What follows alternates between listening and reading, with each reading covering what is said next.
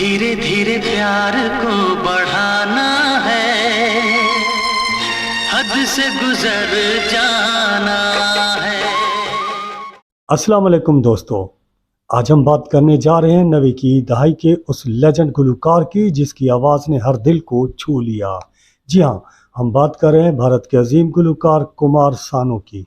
एक ऐसा नाम जो रोमानवी गानों का दूसरा नाम बन गया। तो चलिए शुरू करते हैं कुमार सानू की दिलचस्प जिंदगी की कहानी।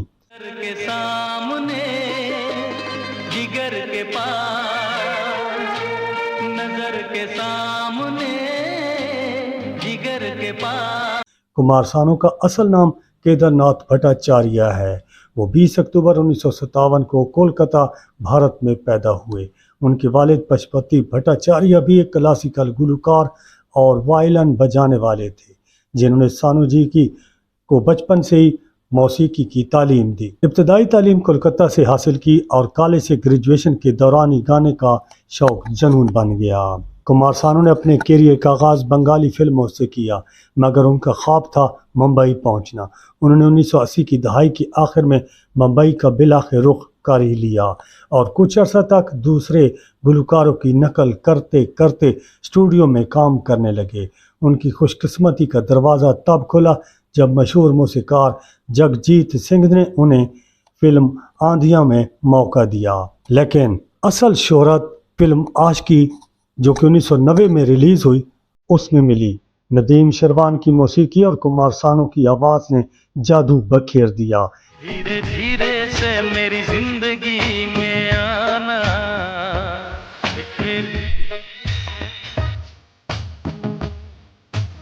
इस फिल्म के 9 गाने उन्होंने गाए और सभी सुपरहिट हुए। इसी फिल्म के लिए उन्हें पहला film fair best male playback singer award मिला और फिर तो जैसे कामयाबियों की लाइन लग गई। कुमार सानू ने लगातार 1990 से 1994 तक 5 साल मुसलसल फिल्म फेयर अवार्ड जीता। जरूरत है जैसे साज की जरूरत है जैसे मौसीकी के लिए।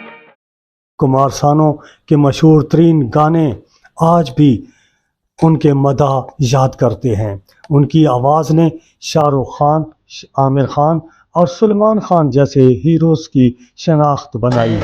मिलता है कुमार सानू का नाम Guinness book of world record में भी आया है। जी हाँ, उन्होंने एक दिन में सबसे ज़्यादा 28 गाने रिकॉर्ड करके ये मुनफरिद कारनामा अंजाम दिया।